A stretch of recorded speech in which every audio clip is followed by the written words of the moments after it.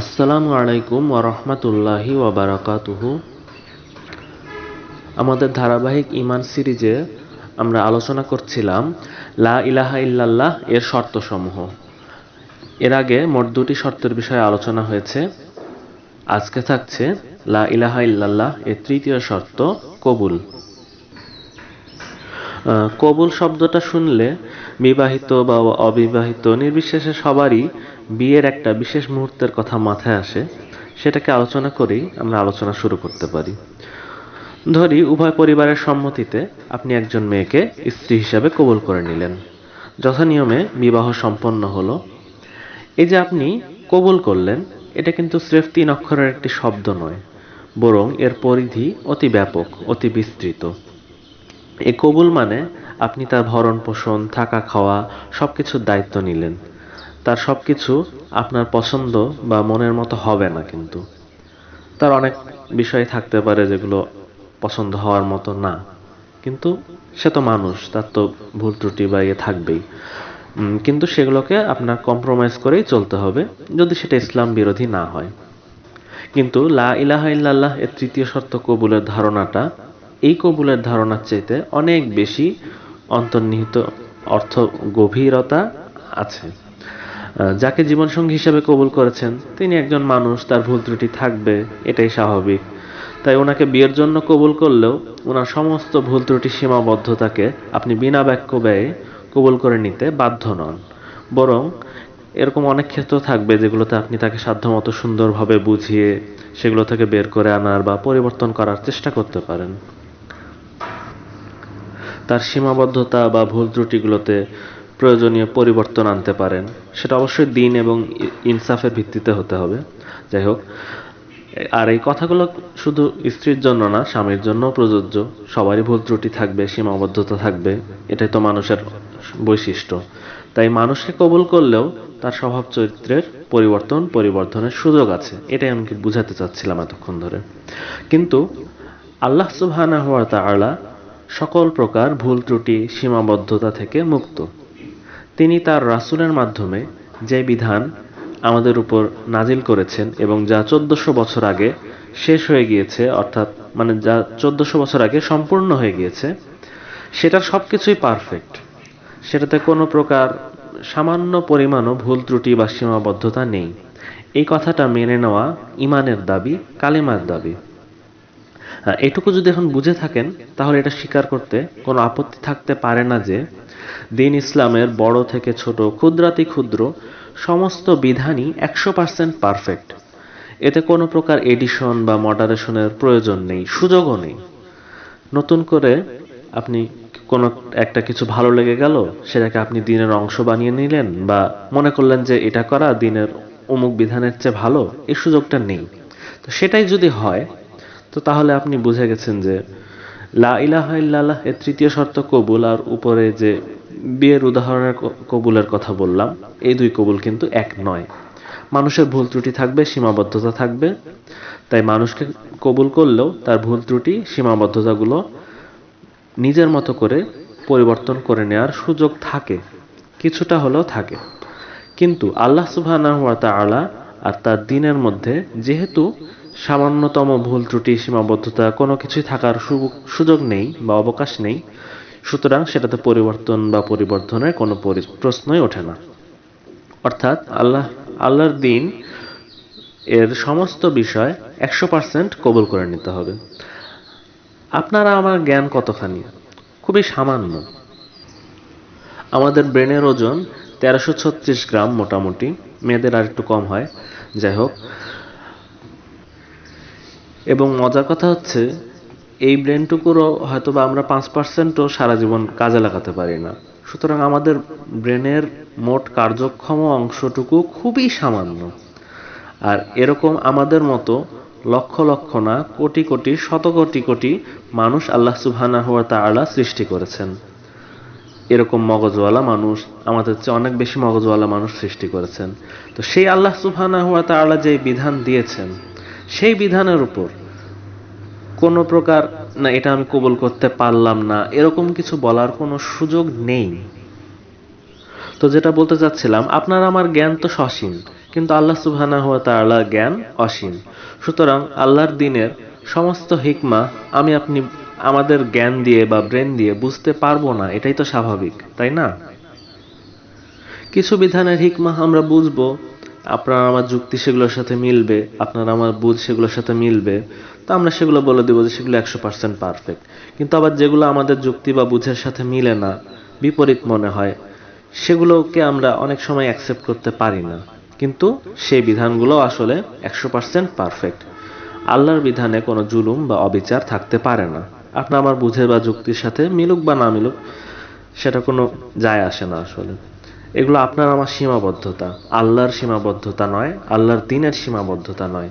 আল্লাহ ও তার দ্বীন সকল প্রকার সীমাবদ্ধতা থেকে মুক্ত। আলহামদুলিল্লাহ। তো এই যে আমরা মেনে নিলাম যে কোনো একটা কিছু আমাদের দ্বীন ইসলামের সুস্পষ্ট বিধানের কোনো একটা কিছু আমাদের যুক্তি বা বুঝের সাথে হয়তো মিলছে না, সেটা তবুও আমরা পারফেক্ট হিসাবে মেনে নিলাম বা ওটাকেই সঠিক হিসাবে মেনে নিলাম। এটাই হচ্ছে কবুল, এটাই হচ্ছে লা ইলাহা ইল্লাল্লাহ এর তৃতীয় দাবি। তাহলে বোঝা যাচ্ছে যে লা ইলাহা ইল্লাল্লাহ দাবি করলে সেই ব্যক্তির জন্য দ্বীন ইসলামকে 100% বা পূর্ণাঙ্গ রূপে কবুল করে নেওয়াটা বাধ্যতামূলক হয়ে যায়। সূরা বাকারার 208 নম্বর আয়াতে আল্লাহ সুবহানাহু ওয়া তাআলা বলেছেন, ইয়া আইয়ুহাল্লাযীনা আমানু উদখুলু ফিস-সিলমি কাফা। অর্থাৎ ইয়া আইয়ুহাল্লাযীনা আমানু, হে মুমিনগণ, ইয়া আইয়ুহাল্লাযীনা আমানু উদখুলু, হে ঈমানদারগণ, তোমরা প্রবেশ করো, ফিস-সিলমি কাফা, পরিপূর্ণরূপে ইসলামে প্রবেশ করার কথা বলা হয়েছে। সুতরাং আয়াতটার বাংলা অর্থ হচ্ছে, হে মুমিনগণ, তোমরা ইসলামে পূর্ণরূপে প্রবেশ করো। তাহলে আমরা বুঝতে পারলাম যে ইসলামের যাবতীয় বিধিবিধানকে 100% কবুল যদি আমি করে নিতে না পারি, তাহলে লা ইলাহা ইল্লাল্লাহ এর তৃতীয় শর্ত কবুলের হক পূরণ হবে না। এখন ইসলামের কিছু বিধান ব্যবহার করলে আমার জন্য সুবিধা, সেগুলোকে আমি মনের আনন্দে কবুল করলাম, সেগুলোর জন্য গলা ফাটালাম। কিন্তু আবার কিছু বিধান আছে মানতে গেলে অসুবিধা বা সমস্যা মনে হয়, তখন সেগুলোকে আমি মানতে পারলাম না। এটা কিন্তু একজন মুমিনের চরিত্র হতে পারে না। এ ব্যাপারে সূরা আল বাকারার 85 নম্বর আয়াতে বলা হয়েছে যে, তবে কি তোমরা কিতাবে কিছু অংশে ঈমান আনো আর কিছু অংশে কুফরি করো? তোমাদের যারা এরূপ করে তাদের একমাত্র প্রতিফল দুনিয়ার জীবনে লাঞ্ছনা ও অপমান, এবং কিয়ামতের দিন তাদেরকে ফিরিয়ে দেওয়া হবে কঠিনতম শাস্তির দিকে। দুনিয়াবি উদাহরণ দিয়েও কিন্তু আমরা এই কবুলের বিষয়টা খুব সহজেই বুঝতে পারি।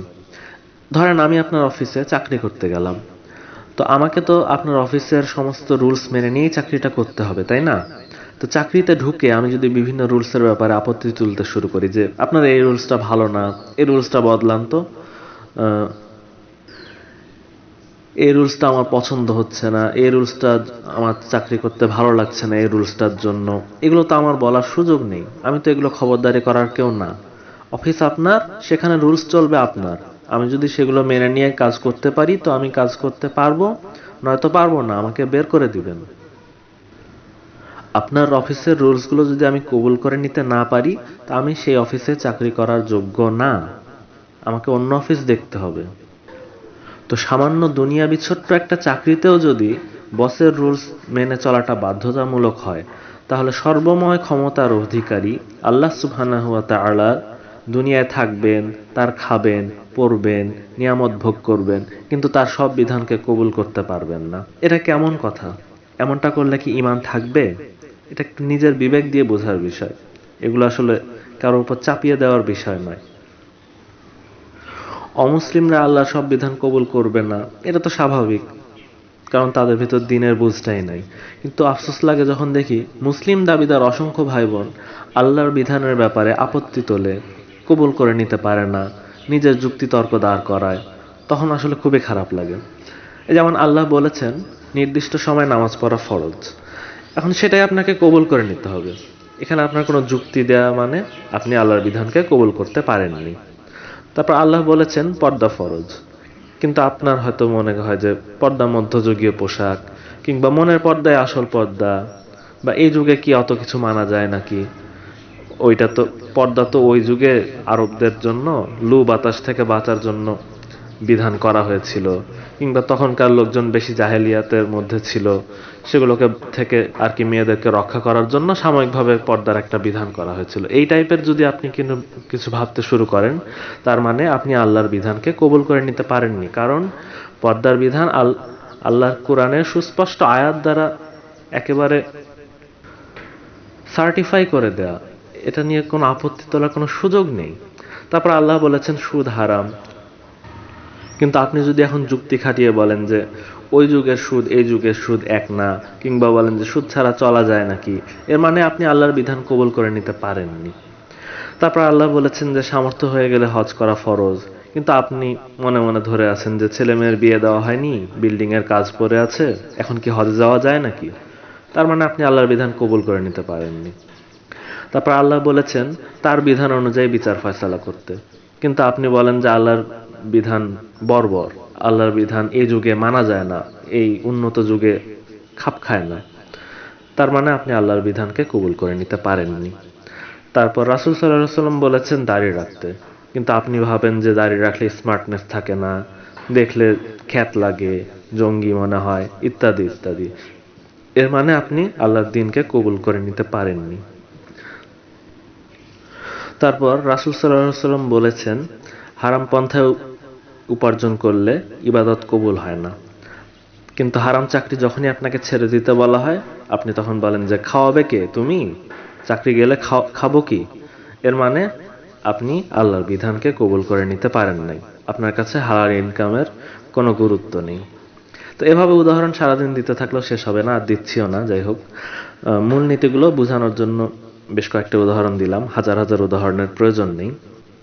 তো ইসলামে থাকতে হলে আল্লাহ ও তার রাসূলের প্রণীত বিধানকে 100% কবুল করে নিতে হবে। যদি ছোট্ট একটা বিধানের ক্ষেত্রে আপনার মনে হয় যে আল্লাহর এই বিধানটা এখনকার যুগে ঠিক চলে না, কিংবা খাপ খায় না, বা অমানবিক, কিংবা সংস্কার দরকার আসলে, বা মানলাম এটা ইসলামের বিধান কিন্তু অমুক করলে ভালো হতো মনে হয়, এই টাইপের যদি কিছু একটা হয়, মানে এটা আপনাকে সবসময় মুখে বলতে হবে না, আপনার যদি অন্তরে এরকম অবস্থান থাকে কিংবা আচরণে সেটা প্রকাশ পায়, একই কথা, সবসময় আপনাকে মুখে বলে স্বীকার করতে হবে এরকমটা নেসেসারি না। তো তাহলে বুঝতে হবে যে আপনি আল্লাহর দ্বীনকে কবুল করে নিতে পারেননি। লা ইলাহা ইল্লাল্লাহ এর তৃতীয় শর্ত কবুল করে নিতে আপনার আপত্তি আছে। আল্লাহ বলেছেন একটা, কিন্তু আপনি বলেছেন না আমিও তো কিছু বুঝি, আপনার ঈমান থাকবে? থাকবে না। মুমিনের চরিত্র হবে সামি'না ওয়া আতাইনা, দুঃখিত, সামি'না ওয়া আতা'না, অর্থাৎ আমরা শুনলাম এবং মানলাম। কিন্তু আপনি যদি কাফের মুশরিকদের মতো বলেন যে সামি'না ওয়া আসাইনা, তার মানে আপনি আল্লাহর বিধানকে শুনলাম কিন্তু মেনে নিতে পারলাম না। এখন আপনি কোন দলে যাবেন? ঈমানদারদের দলে যাবেন, সামি'না ওয়া আতা'না দলে যাবেন, নাকি সামি'না ওয়া আসাইনা এর দলে যাবেন?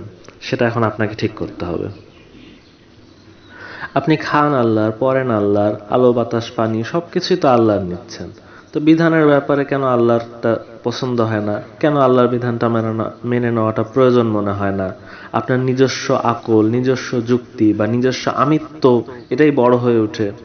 তাহলে কিসের ভিত্তিতে আপনি দাবি করেন যে আপনি লা ইলাহা ইল্লাল্লাহ স্বীকৃতি দিয়েছেন? আপনার মাইন্ডসেট যদি এমনই হবে যে আপনি আল্লাহকে না বরং নিজের নফসকে ইলাহ বানিয়ে বসে থাকেন, তাহলে আপনার লা ইলাহা ইল্লাল্লাহ কিভাবে হয়? সূরা ফুরকানে 43 নম্বর আয়াতে বলা হয়েছে যে তুমি কি দেখো না যে তার খেয়াল খুশিকে ইলাহ রূপে গ্রহণ করেছে? তা আপনিও যদি এই দলের অন্তর্ভুক্ত হন, অর্থাৎ আল্লাহর বিধান আর নফসের পছন্দ, এই দুইটার মধ্যে যখন একটা বেছে নিতে হয়, তখন আপনি আল্লাহর বিধানটাকে বেছে না নিয়ে নফসের পছন্দটাকে বেছে নেন, তো তাহলে আপনার লা ইলাহা ইল্লাল্লাহ কোথায় গেল? আর লা ইলাহা ইল্লাল্লাহ এর কবুলিয়ত বা কোথায় গেল? আর এই অবস্থায় মৃত্যু চলে আসলে কি হবে সেটা আল্লাহই ভালো জানেন। এখন আপনি যদি ইসলামে থাকতে না চান সেটা আলাদা বিষয়, কিন্তু থাকতে চাইলে আল্লাহ আর তার রাসূলের বিধানকে শেষ কথা হিসাবে মেনে নিতে হবে, তাদের সমস্ত খুঁটিনাটি ছোটখাটো যত বিধান আছে সবগুলো বিনা শর্তে বিনা যুক্তিতে 100% কবুল করে নিতে হবে। কোরআনের ভাষায় আল্লাহ ও তার রাসূল কোনো নির্দেশ দিলে কোনো মুমিন পুরুষ ও মুমিন নারী উক্ত নির্দেশের ভিন্নতা করার কোনো অধিকার রাখে না।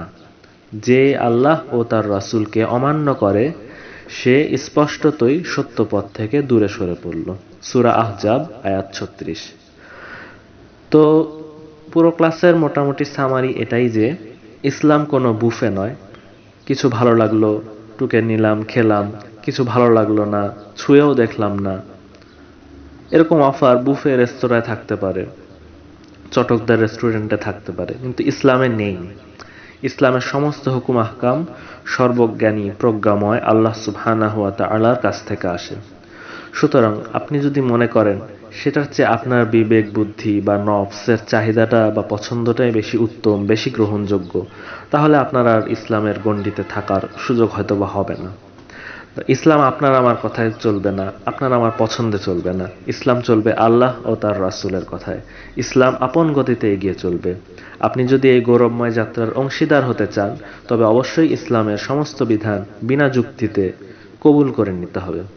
আর যদি তা না করেন তাহলে আপনি অবশ্যই অবশ্যই অবশ্যই লাঞ্ছিত ও চির ক্ষতিগ্রস্তদের অন্তর্ভুক্ত হয়ে যাবেন। আল্লাহ তা না করুন।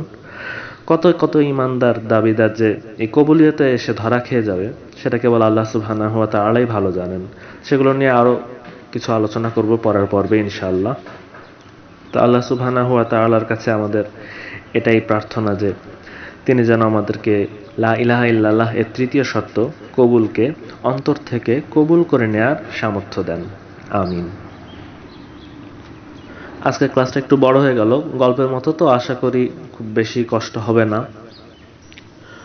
যাই হোক, হোমওয়ার্ক একটাই দিচ্ছি, সেটা হচ্ছে লা ইলাহা ইল্লাল্লাহ এর তৃতীয় শর্ত যে কবুল, সে কবুলের ব্যাপারটা আপনি কিভাবে বুঝেছেন এটা একটু বিস্তারিত লিখবেন যাতে সবাই বুঝতে পারে, অন্যদের উপকার হয়, তারা যেন এই কবুলের কনসেপ্টটা বুঝতে পারে। আপনার মনের ভিতরেও যদি ভালো ভালো উদাহরণ থাকে দিতে পারেন, সেগুলো আমার থেকে বেটার উদাহরণ আপনার অন্তরে থাকতেই পারে, সেগুলোও দিবেন। অন্যদের শিখা হবে, জানা হবে ইনশাআল্লাহ। আজকে এটুকুই থাক। আসসালামু আলাইকুম ওয়া রাহমাতুল্লাহি ওয়া বারাকাতুহু।